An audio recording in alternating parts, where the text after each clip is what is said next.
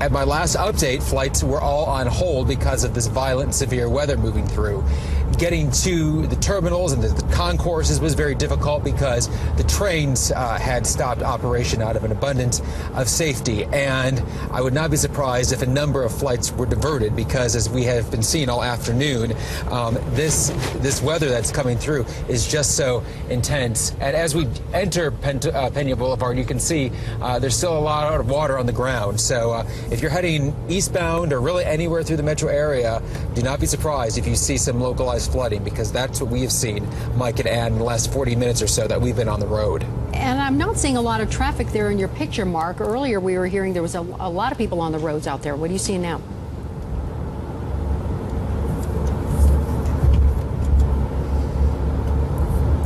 Right now, traffic is pretty light. I know at one point the airport sent out, a campaign, a social media campaign, telling people to stay home because they didn't want them to be in this area. And I think people really did heed those warnings, either through Twitter or just through watching the news. But traffic is picking up once again, and the skies are starting to clear. Dare I say, we see some sun. So heading eastbound is pretty good. I think it will be a different story, though, once we get to the airport. I would not be surprised if there's a considerable amount of, backs, delays, and cancellations. That's probably the case, Mark. Thanks so much. And of course, again, the lockdown on the airport, not the lockdown, but the hold on flights coming in and out has now been lifted. Security lines are now working again at the airport, so things are back to normal. So that's good news for that area. But he's also heading right into an area and where that storm is moving right in that same direction, right down I-70. And that's exactly where Matt Makins has been. He's been following that storm, and he's joining us once again because you've been watching these menacing clouds all afternoon, Matt. And the circulation as a whole has actually gotten a lot broader, which means this tornado is still possible, but the likelihood has dropped a little bit as it has gotten so broad. As Corey pans around, the view here is just amazing. It's a really wide circulation. It's a couple miles big. Whereas the point where it touched down near Watkins, when we actually had that tornado, the circulation was much tighter, so it's broadening. It means it's going through that cycle again, that power cycle. You can see some of these white clouds right in the center there. That would be the tightest area of rotation. That would be more of the wall cloud sitting underneath the shelf cloud.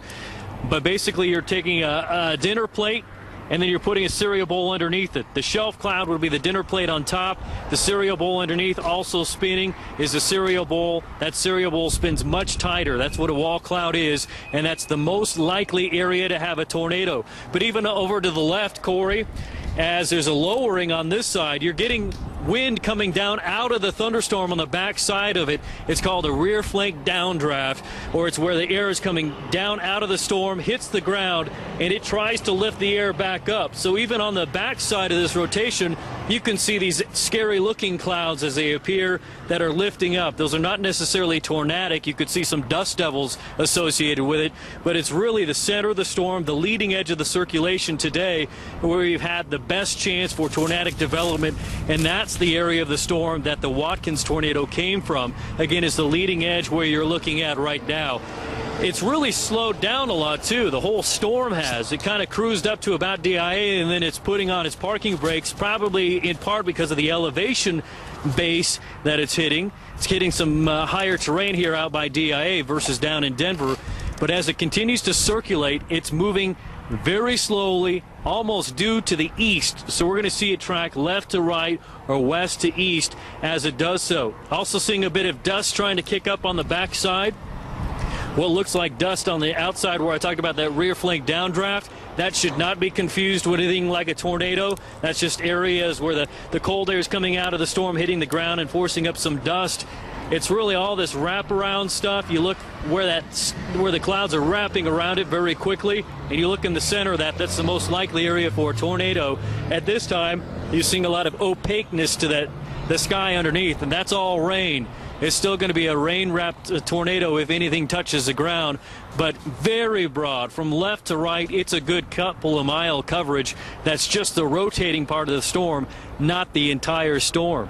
But Mike and Ann, as you're looking at Corey's shot here, widens it, gets in nice and tight to some of the clouds. It is a dramatic picture out here, and we're close to the Bennett Bennett interchange right along I-70, and we're looking maybe about a mile to the north of us is the cloud cover that we're talking about. Tell us about your safety there, Matt. Can you stay where you are for very long, or are you going to have to get out of the way?